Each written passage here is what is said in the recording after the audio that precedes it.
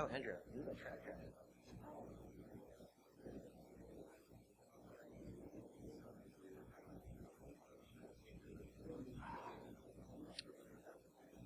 Okay, we're going to begin to get started here. My name is Rob Bird. I'm going to be hosting your ground truth track today. I'd like to welcome everybody to the first machine learning and math track at any conference held ever, well, at least in security. So thank you all for your interest and your excitement about this. First up is Mike Roytman with Risk.io, and he's going to do a presentation here on the power law of information. So with that, Mike, we'll let you take it away. Cool. I feel really sporty in a track jacket. All right. So many empirical quantities, they cluster around a typical value. The dice rolls in these casinos, the number of reporters in the wall of sheep, the pressure, the sea level, and the temperature on a sunny day at Black Hat. All of these things have an average, and their distributions sometimes shift away a negligible amount from the typical value, sometimes maybe an order of magnitude off. But for the most part, they stay within their representative samples. So it's a really useful statement to say that it's really fucking hot in Vegas in August every time Black Hat happens, because it never really deviates from that. Even in the largest deviations, which are exceptionally rare, it can be a factor or two away. It can be 70 degrees, it can be 110. But the distribution is really well characterized by quoting its mean and standard deviation. However, that's not true for everything, and that's what this talk is going to be about. The times that matter to you as information security practitioners when the mean and the standard deviation just can't capture what's going on.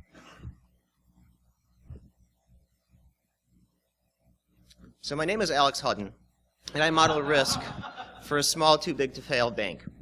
Last year, like every other day, I woke up and I built a risk model. And since we're a bank, we track the prices of a lot of things. So for one of those widgets, I built a price distribution model. This one is a normal distribution, and I assumed that the standard deviation was about 3%, which is a typical number for price fluctuation in a financial market. And my boss used this to make some decisions, and we were quite happy. We made millions from the everyday price fluctuations. However, today we are fucked, because today is Black Monday, October 19th, 1987, and the S&P drops by 21%. My boss freaks out, the firm is in financial ruin, and my kids starve. So how did this happen? Under my model, the probability of a 21% fluctuation is 10 to the negative 16th, which is 0. So what happened? The distribution of price actually has a really fat tail. In fact, the mistake I made was using a normal distribution. Let's take a look at what happens if we use a simple power law distribution instead. So this is a student's distribution with 3 degrees of freedom as the power law. And now the chance of a 21% fluctuation is actually 0.08%, which is something that my risk model would have certainly included and certainly would have changed our behavior on the markets. The good news is that most financial firms actually practice this and they use these models because they've had those massive Black Monday failures many times over. But in information security, we're just not there yet. We haven't had those failures guide us the right way. So often, Russell Thomas likes to point out, people mistake what they did not predict for a black swan. However, what makes a black swan event is not the event itself. It's rather how that event fits into the object observer system. What that means really specifically for us is how your vulnerability management practice or your risk management practice observes those risk swans and makes those black swans and makes assumptions about the risk that they pose. So in fact, the paradigm shift to using a power law distribution instead of a normal distribution to describe many of the variables that we use in information security explains away plenty of the things that we consider black swans by making the object observer system more receptive to those rare high-impact events. The really simple way to think about this is something like the target breach, which if you look at the distribution of breaches beforehand and model it with a normal distribution, you probably wouldn't have thought that it would have had that high of an impact. If you model it as a power law distribution using the past data, it's safe to assume that that was an event that had some tangible probability of happening. So, in fact, nothing is linear in information security, and I have some evidence of this which I'll present, and I don't have evidence for some of it as well. This is an ongoing process. But I want to make the claim that just about every variable we use is power law distributed, and I'll explain why I think that's true. This talk is about power laws that occur in InfoSec, and I've done some research. I just hope to make everybody think twice about using the normal distribution in any model again. So what are power laws? Power laws are distributions that describe scale-free phenomenon. What this means in layman's terms is that the same mechanism works across any range of orders of magnitude or scales. In fact, power laws are a necessary and sufficient condition for this kind of scale-free phenomenon. What that really means is that if attackers behave the same way at, the scale where they have 10,000 breaches a day versus one breach, where they perpetrate 10,000 breaches a day versus one breach a day, the mechanism under which they do those attacks and the mechanisms under which they interact with defenders should be the same. And we'll see how that's true later. The importance and the ubiquity of scale-free behavior was first pointed out by Mandelbrot, who coined the term fractals. And that's what we see in nature. That's what you see in all these geometric shapes that no matter how far you zoom in or zoom out, look exactly the same. In fractals, the behavior can be the same across length, time, price, or any other relevant variable. So think of that when you think about the distributions I'm about to show you. A quantity is said to follow a power law if it's drawn from a probability distribution that looks kind of like that. Alpha is a constant parameter of the distribution. It's known as the scaling parameter. And typical scaling parameters are in the 2 to 3 range, but there are exceptions, and InfoSec is one of those exceptions, I think. So lots of things follow power laws. The oldest and cleanest statistical regularity in our understanding of international relations, or more specifically combat, is Richardson's law, which was from 1948. And his law states that the severity of warfare is power law distributed. Richardson was actually a doctor and a soldier and a statistician, and he collected data about the severity of casualties in wars over time and found that that distribution closely mirrored a power law distribution. And since then, as more data has come in, as we've gotten more data or collected more data, we see that this holds true. And this behavior is not unique to wars, but I wanted to talk about the war analogy first because information security is a lot like that. There's an attacker and a defender, and there's some kind of cost to that interaction. And so if it occurs in human combat, there's no reason why when we scale it up, when we make it electronic and move faster and have more variables, it wouldn't hold to the same distribution principles. But this behavior also occurs in traffic jams and earthquakes, in coastlines, asteroid impacts, language, wealth, firm size, salaries, guild sizes in World of Warcraft, you name it. These power laws are considered fingerprints of a complex system. So in academia, what they mean by complex is this shifting concept. Nobody really knows. But essentially, the things that we can glean out of their definition of complex is that these systems produce patterned outputs, but these outputs have no standard, for lack of a better term, mean in the Gaussian sense. More often than not, power law distribution only applies to the tail and not the actual thing. So let's say for firms that are bigger than 20 people, those follow a power law. And so in InfoSec, when we think about, say, the distribution of breaches or the distribution of attacks by CVE type, that should also be true. The ones that have only one attack on a particular CVE type probably don't fall into that distribution parameter. So on the slide behind me, and this is one of the few slides in this talk you actually have to pay attention to, there are examples of power law distributions. Take a look at the top left. There's cities, which follow power law distributions. There's earthquakes, and there's citation patterns. I think all of those are kind of good models for talking about breaches or attacks in information security. Firstly, cities, or the size of cities, will certainly affect how attackers and defenders interact because those have infrastructure that is being attacked or defended. Earthquakes are a good model because they're actually the loss functions for a natural phenomenon, but our loss function is eerily similar to that, actually. When I show you the distribution of breaches over time, or impact of breaches, that distribution looks a lot like that very middle one. And on the bottom right, you have citations. And so while that's not reflective itself, there's also email and all sorts of things that relate to information itself. And since what is being stolen or what is being breached for us is information, the fact that the distribution of the sizes or the frequency of this information is power law distributed is also a hint towards us not using normal distributions. So tails of these distributions are vitally important. A power law is an instance of what people call a fat-tailed or a long-tailed distribution, and this is just a loose term for something that as the order of magnitude or as the impact of the thing keeps getting bigger, the probability stays afloat. So there's never a zero, or almost never, a zero probability of some event happening in a power law distribution. That is to say, if what you think is the average amount of attacks on a particular type of CVE or against your business on a day is 10,000, in a normal distribution, the probability that it's 2 million is probably zero. In a power law distribution, that is a non-zero probability, and it will always be non-zero no matter what number you pick. And that's really important for us in modeling risk. And measuring those fat tails is what we're going to talk about. Measuring a fat tail is quite difficult. The data I'm going to show you, I'm not particularly great at measuring it. I use some regression models and least error estimators or minimizers. But that's not a scientifically sound way to do it. It gives you a proof that a power law might exist, but I think the fact that the tail is fat is sufficient in guiding the kind of decision processes that we make. Just the fact that it's not normal is enough for our discussion. The question of proving whether something is a power law is often reduced to just the question of how fat is the tail. And the fatter it is, both the more confident you can be that it's a power law distribution, and the more these strategic insights that I want to talk about hold true, I guess. So here's a comparison from Russell Thomas on his blog about a normal distribution, a log normal, and a Pareto, which is an instance of a power law. And when you look at them, at their initial scales, there doesn't seem to be much of a difference in the tails. But if you dig a little bit deeper, you can see that in the truncated Pareto distribution, the probabilities kind of asymptotically never hit zero. No matter which order of magnitude you go out to, there's some probability that that event will happen. Whereas in the normal and even in the log normal, at some point it hits zero. And that's the important takeaway, that you should expect the unexpected, and there's always some probability of a large event happening. But more interestingly, if you look at the mean of these distributions, as you get more data, and that's what this graph is showing, as you get more data, you can be more certain about the mean of a normal or a log normal distribution. But you can't say the same about a power law distribution. The mean follows a random walk process. You have no idea, if you get more data, whether the mean will stay the same or shift.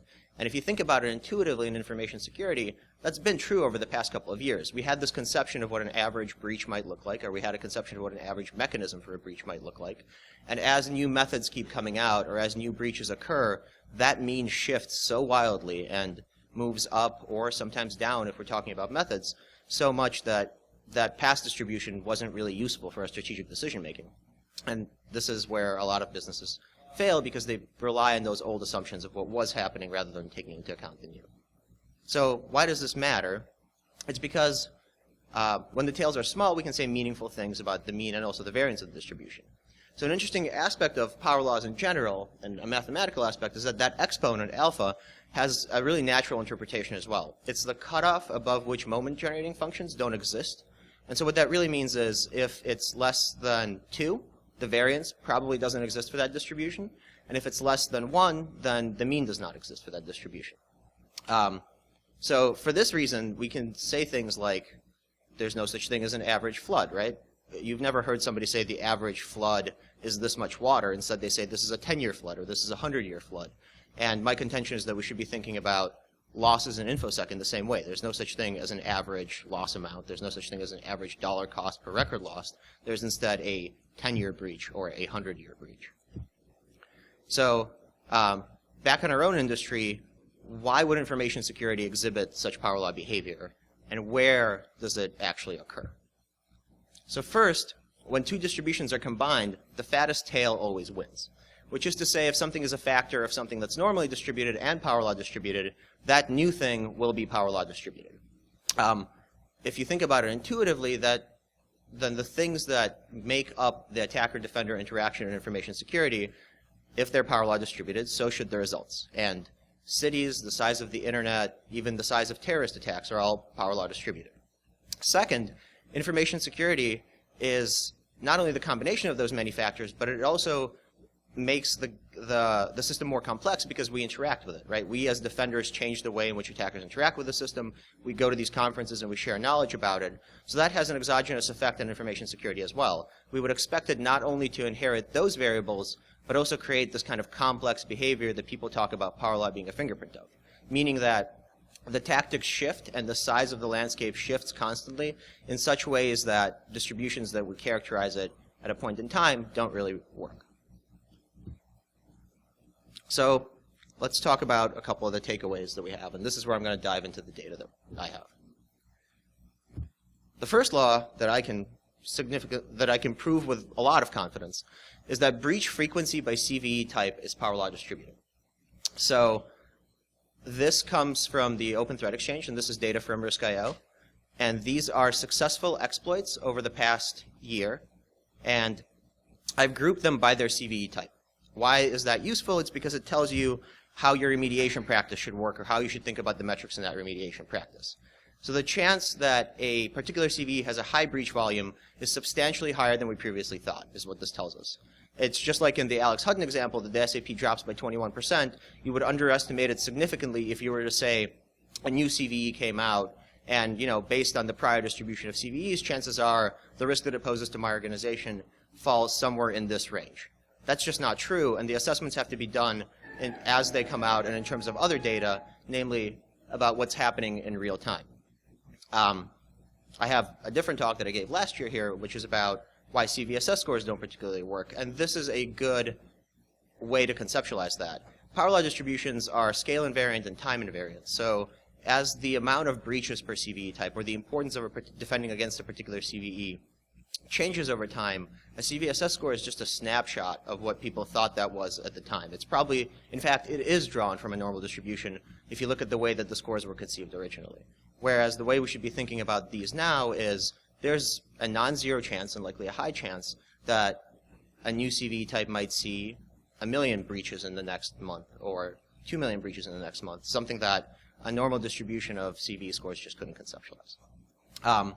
For those technically minded, the X-min cutoff for this is 15, so that means if there's less than 15 breaches per day on a particular CVE, it doesn't follow a power law distribution, and that's probably because they're just super targeted attacks or things that are super hard to exfiltrate. They're not things that have exploit code or have metasploits written against them.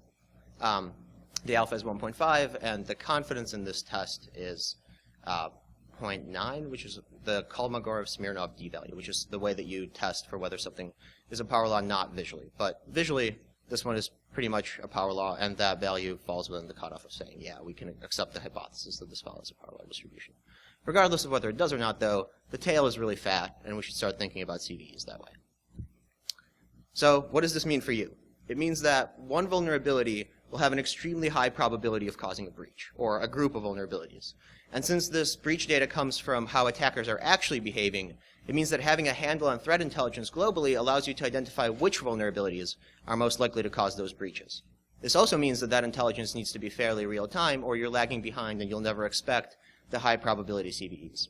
It means that you have to shift your strategy away from trying to fix everything or trying to assume that there's some kind of average risk that a vulnerability poses to your environment, and instead focus on identifying and remediating vulnerabilities which are the most likely to cause a breach. And framing your risk management practice or framing your evaluation of vulnerabilities in terms of which one is most likely to cause a breach is nonlinear thinking driven by these power law distributions. And that's really what I want to impart with the difference between what I think a lot of us assume and what is actually happening. The second law is about actual breach sizes. Kevin Thompson has a talk tomorrow at 2 p.m., and this talk talks about, there he is, talks about the Veris Community Database. It's a research project aimed at gathering all the news articles about information security and trying to get some data about how big those breaches are. And he in his talk also supposes that this is a power law distribution. If you just look at this analytically, it looks to follow a power law distribution. And what does this mean? This is by record count in a breach that they found in the news.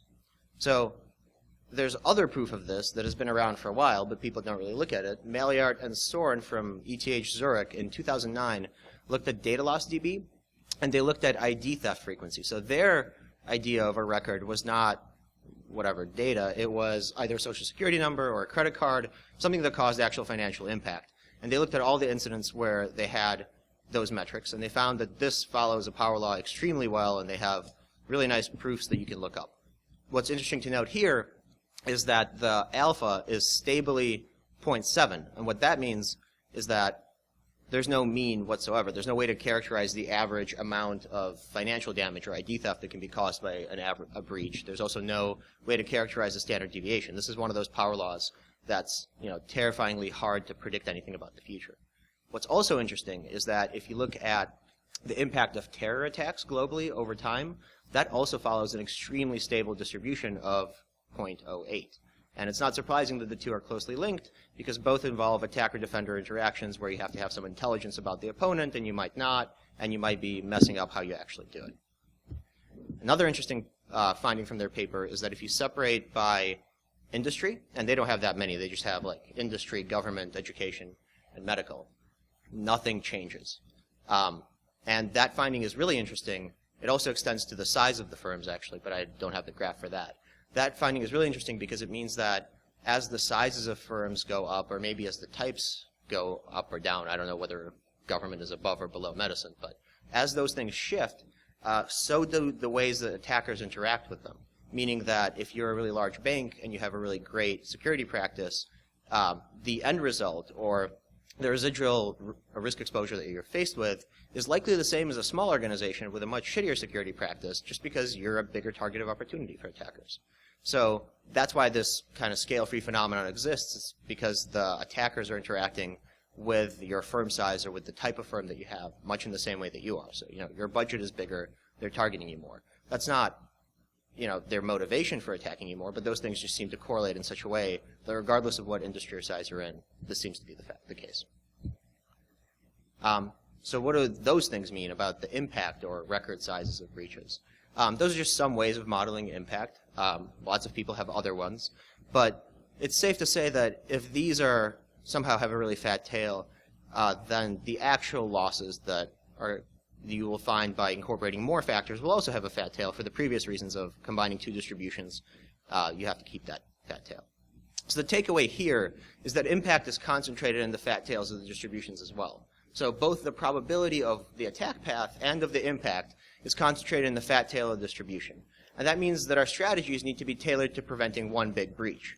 This also means that there's no average breach, and estimates of potential losses need to be catering to those scenarios, like the Black Monday example that we missed in the opening example, rather than catering to something average or the average day in security. This is also a really useful way to talk to the C-level about what's happening in information security. You might have an average snapshot of how much risk or what the last breach cost you, and that might be driving your budgets. But the real argument is that that's not descriptive of what might happen tomorrow, and that's not descriptive because we have a lot of data about how that's shifted over time and how those distributions look. And the last takeaway is that the breach frequency by day also follows a power law distribution, eerily similar to the CVE distribution. So what this means is that the amount of breaches or successful exploits that happen on any given day, also the highest frequency things are concentrated in the fat tail of this distribution. And the combination of these three things, I suppose, means that both the vector by which you'll be attacked, the impact of that attack, and the frequency of how those attacks happen have no average value and are concentrated in the fat tails of the distributions. That means that your strategies need to shift accordingly. And I have some of my own ideas as to how those strategies should shift, but Russell Thomas writes an excellent blog post about it, and I'm going to go through the points of his that I think are the smartest about what fat tails imply for analysts and decision makers. So his first point is that the methods of statistical data analysis that are frequentist or based on historical data need to be augmented by other things. I think this talk, or the data in this talk, is one of those other things that you could augment your frequentist analysis with. You could say, historically we've seen this, but Roytman gave a talk last year at B-Sides, and it indicates that that historical picture is not sufficient to capture our simulations, or to capture what will happen in the future. The next point is that you could also run simulations to augment it. You could run lab experiments or just use subjective probability estimates, of which this is probably one. The second recommendation he has is to resist using colloquial terms like average, typical, worst case, and I think I've tried to drive that point home throughout that talk, that those things just add confusion and misunderstanding, and most importantly, they add an underestimation of the amount of risk that you're dealing with. Communicate and decide using quantiles and not summary statistics. So the mean and the standard deviation don't mean much in most information security settings. And so saying something like, the probability of a 10-year breach is this, or the probability of a $100 million breach is this, is a lot more useful than saying the average one has some fixed dollar amount assigned to it. I then put some effort into estimating what the fatness of that tail is. And so there's a really nice R package called Power R Law that you can just throw in a bunch of the data like I did, and it'll give you good outputs that you can then think about whether it's an actual power law or not based on your understanding of the data. But more importantly than this, just try to see if you have a distribution of something that you're dealing with, or you have some historical data, plot it out on a log-log scale, try to see if it actually has a thin or a fat tail. It's intuitively really easy to tell, and if it's closer to the fat tail, then you're probably making some assumptions using that data that shouldn't hold. And so let's talk about the 4 things I've written up there. They're like the only things that I've written on the slides whatsoever. Investing time to fix 100% of your vulnerabilities is just a terrible idea. You need to model your risk differently because the way that you end up dealing with the residual risk indicates that you're modeling it poorly. It indicates that those large probability breach events keep happening and keep growing in size, and the impacts keep growing in size, and the attack paths keep changing in such a way that there's always more there's constantly large numbers of automated attacks happening on different CVEs. When the big loss event happens, only one or a few vulnerabilities will be exploited, and to stay ahead of them, what you need to do is you need to fix a portfolio of vulnerabilities that try to encompass the things that you think are in that fat tail of distribution. That way you're driving down risk the most. So to think about this strategically, you know that the things that are most useful to attackers, or the things that frequently are gaining them the biggest impact and the most success, are somewhere in the fat tail of distribution. And you need to find ways to characterize what resides in that fat tail. So interestingly enough, the historical quote-unquote data analysis that I did in drafting these distributions tells you which of those CVEs have the highest breach counts, right? That comes from a bunch of threat intelligence that we have at Risk.io that tells us that looking at the landscape, the things that are in the fat tail of the distribution are this. There are other factors that you might use to figure this out. So let's say you analyze your network traffic and you find that there are some things that are happening a large amount of time that are targeting something specific. That might give you a clue as to what things are being most successful, or similarly, what things have been most successful. So the last thing that I want to leave you with is that I've shown 3 facets that I think are important, and they're important to vulnerability management, they're important to risk management. That is probability, or attack path, attack impact, and attack type. And those things, while I might have some proof that they're power law distributed, are not the only things that are. Meaning that likely the reason that I'm finding these things, and likely the reason that I can give you statistical analysis that proves or doesn't prove that it's a power law, is that the system is complex in such a way that most things in it are power law distributed. So never use an average metric. Think about how it's distributed and realize that something like average vulnerabilities closed, or average score reduction, or the average attacks per days probably don't mean anything because the system interacts in a statistically complex way where those types of statistics just don't apply. That's it.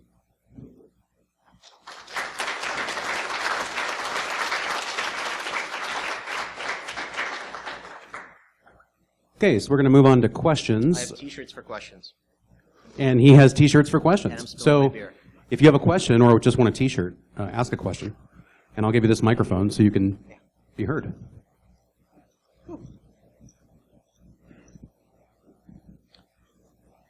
So, oh wow. So my Use one of those to wipe my hands. Sure. Yeah, go ahead. Okay. So my question is, you talk about talking to the C-level, and one of the things that you constantly hear back from the C-level is, they want the average because they want to know how much to spend. How do you convert that into a spend? Right. We can go back and go, yeah, you've got to pay attention to this, and this is the real metric we should be using. But from what it sounds like, I need infinite spend, and they're not going to like that. Yeah, I don't think it's infinite spend, right? These things approach some kind of asymptotical zero or don't really ever hit that zero. But I think you could say that realistically we're not concerned with the $1 billion loss because our company doesn't cost that much.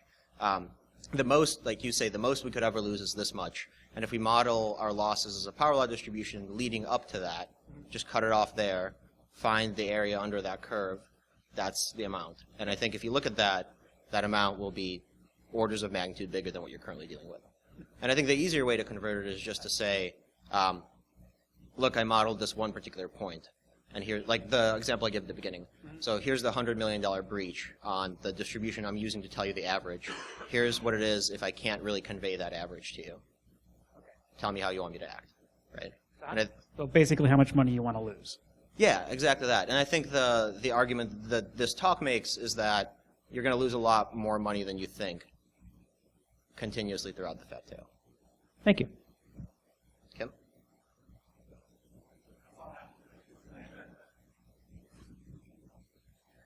So this is a lot of pretty advanced math for a lot of response organizations. Whether they're, funded for this or not is another question. So if you were to boil down here's the stuff you need to worry about most into, the key takeaways, have you distilled it down to that level for the teams that can't do this level of analysis on their data?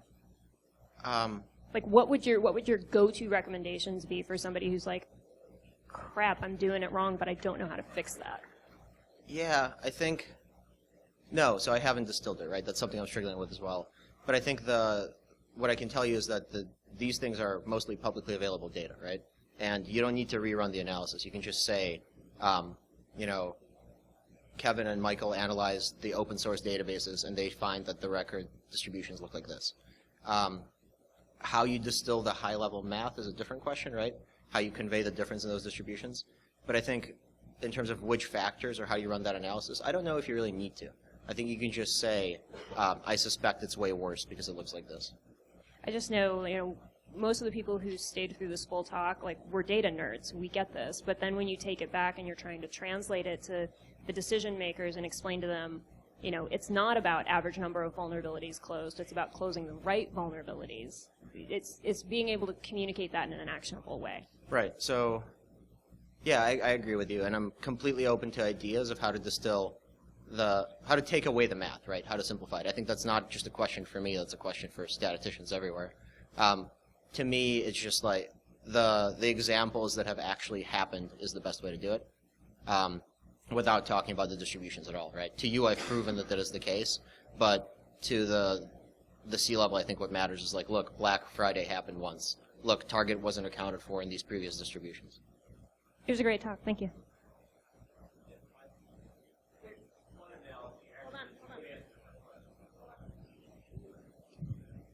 I think actually the flood analogy and things that non-security professionals understand by analogy is the real answer to her question. In other words, don't even deal with the math, basically. The takeaway is something else in their lives they understand and they've had experience with that basically are dealing with what they would consider to be rare events that really aren't that rare.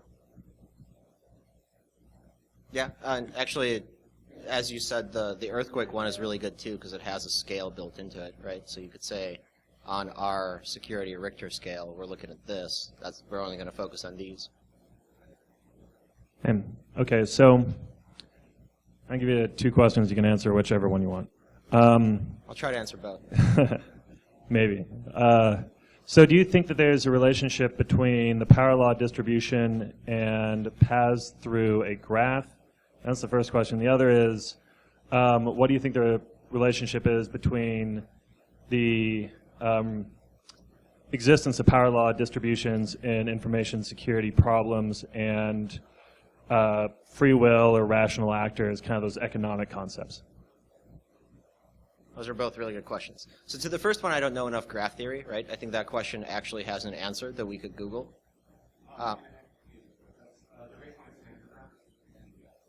Based on what? Is that like fake nodes?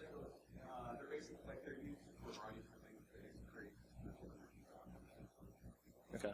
Oh, wait. I have a list of references here, and one thing that will answer your... Well, like if you want to do this or something, there's more too, but feel free to email me. The last one, the Dan Geer talk, he actually talks about the node network of the internet and how it propagates itself. And so one of the arguments that he makes for why malware or for why attacks travel so well and follow a power law distribution is because of that those node connections. So the things that make the internet really good are also the things that make the internet really good at being bad, essentially, is the argument there. In terms of, are these power laws economic? Yeah, I think so, but I also don't know if there's a real answer to whether economic power laws are economic or factors of city-state power laws or, naturalistic power laws, and like where you can build a city and how big can it be. Hi. So I'm somewhere in between statistician or data scientist and an instant responder.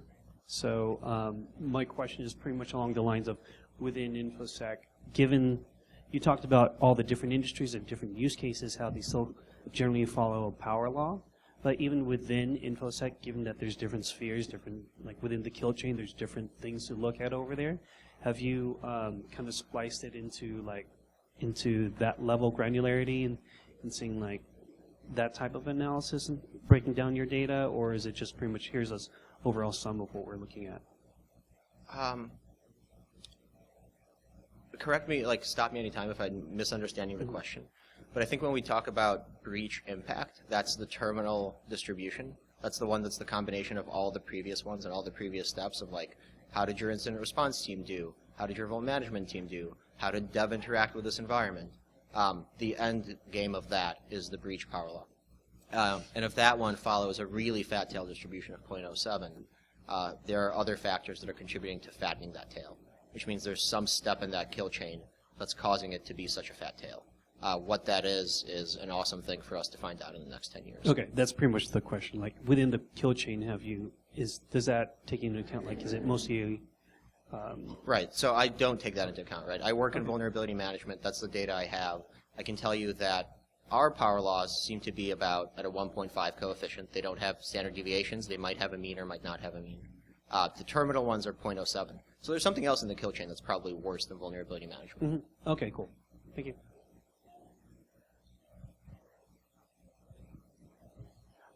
So when you were, oh, by the way, great talk. I tip my hat to you if I was wearing one. You as well. I saw your slides. Oh, thank you, thank you. So when you look at the Varus community database and the slope there, you're looking at every industry that we have and every size of an organization that we have and stuff. So if somebody was trying to apply this, yeah, that one right there. If somebody was trying to apply this in their own organization, is it fair to use that and that slope, or do they really need to kind of localize more? And this is kind of going back to her question, where she was talking about how can we take the math out of it, and I'm wondering, actually, can we really take the math out of it, or do you really need to do this analysis within your own organization and on breaches affecting organizations similar to you? So I'd like your opinion on that. Kevin?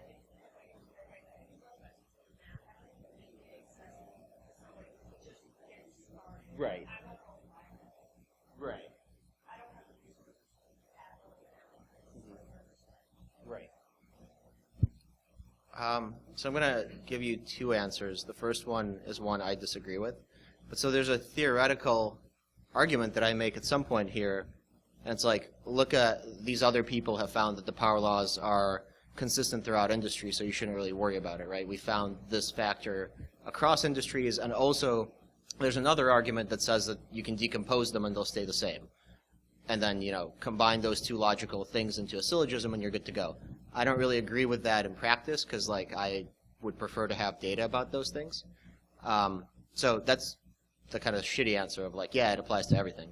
But the better answer is that what's awesome about power laws is that they're scale invariant.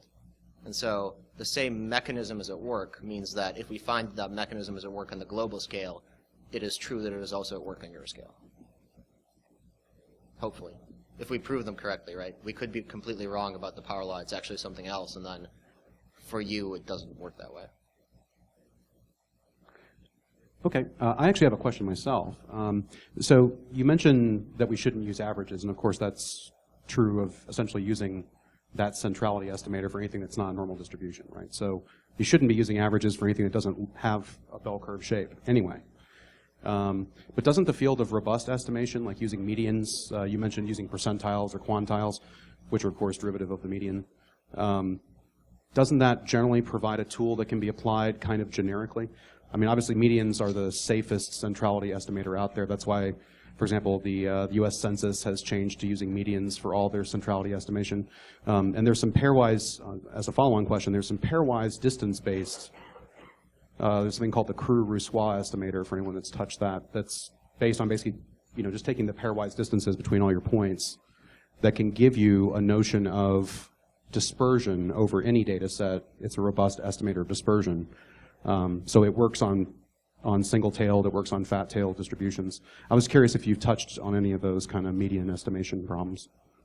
I think I just conceptualized what you meant by the point one. I don't really see its inherent value right now, but that's just because it's the first time I've heard of it. But quantiles, yeah, I think the easiest strategic thing you can take from this is use quantiles instead of averages, and you'll be better off right away.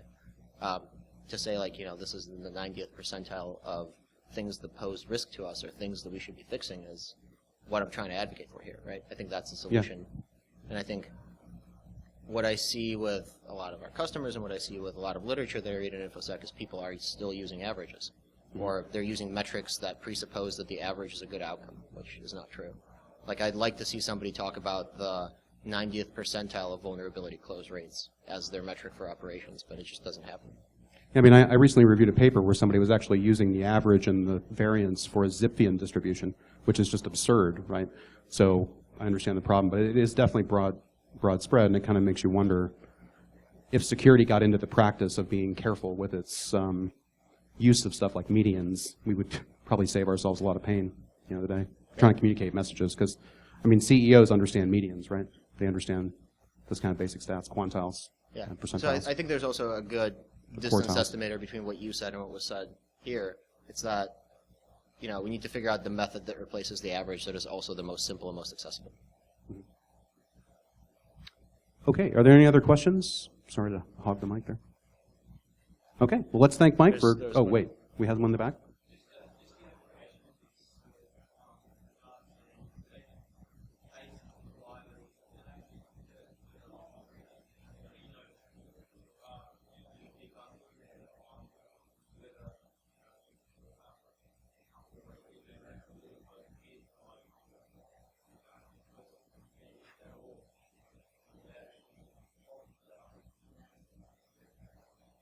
Okay. No, I have not. And intuitively to me, the losses that I'm talking about are not organizational losses that happen after the fact. They're actual loss of data or records, right? That's why I'm never talking about dollar amount. Well, I said it in my talk, but it was like a reflexive instinct to talk about dollar amounts. I think the translation from a breach, what the breach actually did to your organization, to the dollar amount is a question that is better saved for the keynote. I know nothing about that. Or for that dude. Just a comment on that, having read some of that research, don't confuse the fact that you actually have material long-term impact, the fact that they do not have impact. They still lost $250 million through that breach. That's pointing people to nuts. Right? So it's just not, it just didn't scale with the other losses that they occurred during the next business quarters from having closed down stores and all the other factors that went along with the depression in stock market.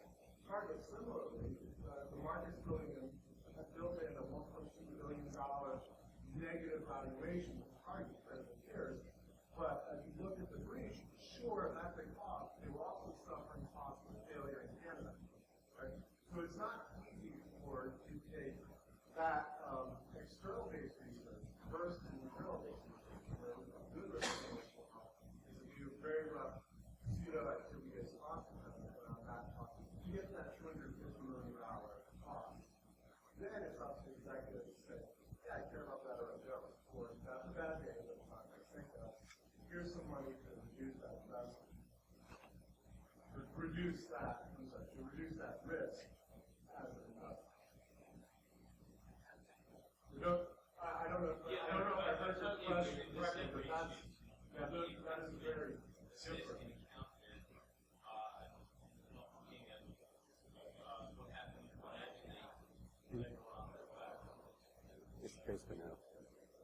I have another theory. It's that if you probably look at the stuff that happened financially after the fact, like maybe the numbers are reduced and maybe like who got impacted more shifts around, but that probably also still follows a power law distribution. Because the ways that firms deal internally with that actual loss is subject to the same problems of distribution analysis. Hey, great. Well, let's give Mike a big thank you, and we'll go on the stage.